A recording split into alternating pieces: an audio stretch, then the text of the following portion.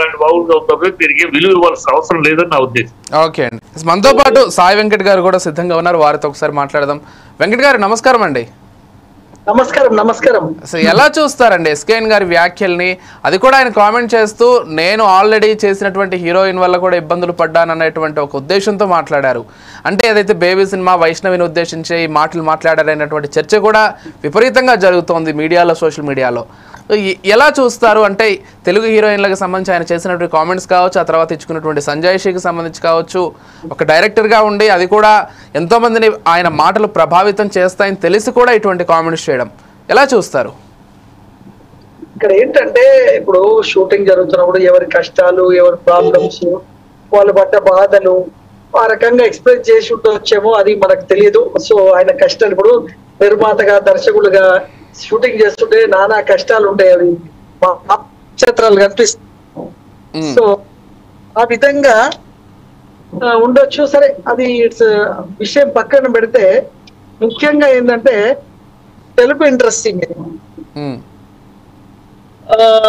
అమ్మాయిలు అవకాశం అనే దాని మీద డిస్కస్ చేస్తే ఉన్నారా లైన్ లో? మాట్లాడండి, వినిపిస్తోంది. ఆ రోజుల్లో సావిత్రి గారు గాని, జయప్రద, జయసుధ వీళ్ళంతా తెలుగు వాళ్ళే టాప్ హీరోయిన్స్. సో తర్వాత హైదరాబాద్ షిఫ్ట్ అయిన తర్వాత చాలా వరకు తెలుగు హీరోయిన్స్ షార్టేజ్ అయింది. కారణం ఏంటంటే ఇక్కడ రకరకాలుగా, అంటే మేము కూడా 20-25 ఏళ్ల కింద షూటింగ్ చేసినప్పుడు మాకు ఇక్కడ హీరోయిన్స్ రావాలన్నా చేయాలన్నా చాలా కష్టమయ్యేది. అయితే బాంబే నుంచి ఏంటంటే అదర్ స్టేట్స్ అందరూ కూడా ఢిల్లీ నుండి, పంజాబ్, డిఫరెంట్ స్టేట్ నుంచి వచ్చి బాంబేలో యాక్టింగ్ ఇన్స్టిట్యూట్స్ ఉండేది. ఆ యాక్టింగ్ ఇన్స్టిట్యూట్స్ వల్ల అక్కడ పర్ఫెక్ట్నెస్, వాళ్ళు ట్రైన్ అవ్వడం, జిమ్నాస్టిక్ రకరకాల ట్రైన్ అవ్వడం వల్ల మేము ఏం చేసేవాళ్ళం అంటే, ఒక హీరోయిన్ కావాలంటే బాంబే వెళ్తే మేము ఏమనుకున్నామో అలాంటి వాళ్ళు అక్కడ దొరికేవాళ్ళు. సో ఇక్కడ ఏమైంది, ఈ టైం అంటే ఇప్పుడు వచ్చి ఒక 5 to 10 years లో ఇన్స్టిట్యూట్స్ కూడా ఇక్కడ రావడము, నాగార్జున ఇన్స్టిట్యూట్, అన్నపూర్ణ వాళ్ళు, రామానాయుడు ఇన్స్టిట్యూట్స్, ఇలా రకరకాల పెద్ద పెద్ద వాళ్ళు ఇన్స్టిట్యూట్స్ పెట్టడం. ఇక్కడ అంటే ఇంతకు ముందు ఇక్కడ ఇన్స్టిట్యూట్ లేక ఇక్కడ అమ్మాయిలు వెళ్ళి అక్కడ ట్రైనింగ్, అంటే రకరకాల మిస్కమ్యూనికేషన్స్ వల్ల వీళ్ళు అక్కడ ట్రైనింగ్ చేయలేకపోయారు.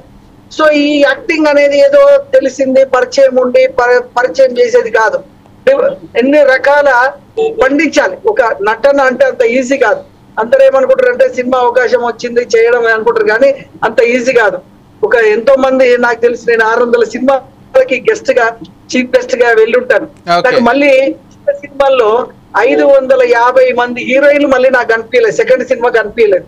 సో చాలా మంది అమ్మాయిలు వస్తారు, సినిమాలు చేస్తారు, ఆ సినిమా రిలీజ్ కాదు, అమ్మాయిలు మళ్ళీ వెళ్ళిపోతుంటారు. బట్ ఇలా జరిగింది ఈ సిచ్యువేషన్. అయితే ఇప్పుడున్న పరిస్థితుల్లో ఏంటంటే ఈ ఇన్స్టా, రకరకాల సోషల్ మీడియా రావడం, చాలా మంది అమ్మాయిలకి తెలుగులో అవకాశాలు రావడం, సో వాళ్ళు కూడా తెలుగు సినిమాలు చేయడానికి ముందుకు రావడం. ఈ మధ్యన కొద్దిగా మనకు తెలుగు హీరోయిన్స్ కూడా, తెలుగు వచ్చిన వాళ్ళు హీరోయిన్స్ కూడా మనకు అందుబాటులో ఉండడం. కాబట్టి ఇది ప్రాక్టికల్ గా నేను చెప్పేది అంతా కూడా. సో ఇంకా మాటలు అంటారు, అవి వాళ్ళు ఏమేం బాధలు పడ్డారు, సినిమా జరుగుతుంటే ఎన్ని కష్టాలు అనేది నాకు కూడా తెలుసు. ఇక్కడ ప్రొడ్యూసర్, డైరెక్టర్ గా నానా హింస ఉంటది. షూటింగ్ జరుగుతుంటే టైంకి వస్తా అంటారు, రారు. ఇక్కడ షూటింగ్ లో టైమింగ్స్, 10 మంది ఆర్టిస్టులు డేట్లు తీసుకొని ఉంటాము. సో లొకేషన్, చాలా ఇబ్బందులు ఉంటాయండి. ఆ ఇబ్బందుల వల్ల ఏదైనా ఎక్కడ ప్రాబ్లం అయితే మాట్లాడుంటారు కానీ, బట్ ఒక విధంగా నేను 25 ఏళ్ల ఇండస్ట్రీలో చూసినప్పటికీ ఏంటంటే బాంబేలో ట్రైన్ అయిన వాళ్ళు మాత్రం ఎవరైతే ఉన్నారో హీరోయిన్స్, వాళ్ళు చాలా డిసిప్లిన్, డెడికేషన్ ఉంటారండి. మార్నింగ్ 6:30కి రావాలంటే 6:30కి వచ్చేస్తారు. సో అలా జరిగింది. కానీ ఈ లేటెస్ట్ లో మాత్రం నేను తెలుగు అమ్మాయినే మూవీలో ఇంట్రడ్యూస్ చేశాను. చిట్టుబాబు గారు ఏదో చెప్పాలనుకుంటున్నారు, మనం ఇంట్రడ్యూస్ చేయడం జరిగింది. చిట్టుబాబు గారు చెప్తున్నారు, ఒక్క నిమిషం. సాయి వెంకట్ గారు, చిట్టుబాబు గారు ఏదో చెప్పాలనుకుంటున్నారు, ఒకసారి విందాం. ఎందుకంటే నాకు వేరే వర్క్ ఉంది, అందుకే నా వర్డ్స్ చెప్పేస్తాను. చిట్టుబాబు గారు చెప్పేస్తారు. ఆయన సీనియర్, ఆయన చాలా సినిమా ఇండస్ట్రీ పుట్టి నుంచి ఆయన ఉన్నారు. ఆయన చాలా మేధావి. ఆయన దీని మీద ఉన్న అవగాహన మాకంత తక్కువ ఉంటది. బట్ ఓన్లీ నా ప్రాక్టికల్ ప్రాబ్లమ్స్ చెప్పిన. తప్పకుండా కంటిన్యూ చేద్దాం. ఒక్కసారి వారి మాట ఏంటో విని కంటిన్యూ చేద్దాం. నేను తర్వాత జాయిన్ అవుతాను సార్. ఓకే, చిట్టుబాబు గారు.